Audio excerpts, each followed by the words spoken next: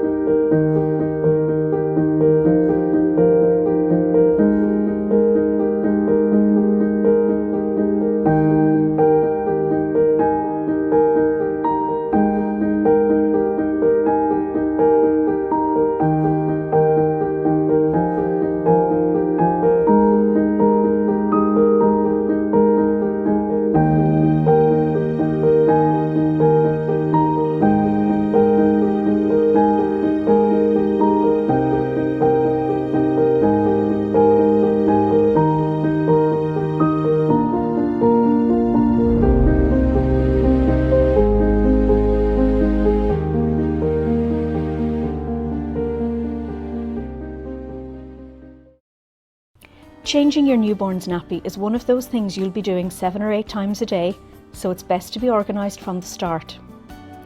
Make sure you have everything you need ready and close to hand. Place your baby on a clean, soft, flat surface. Open the nappy and wipe away excess stools from the genital area with the corner of the nappy. Hold your baby by the ankles and lift up their bottom. Use soft cotton balls or a wet cloth to clean your baby.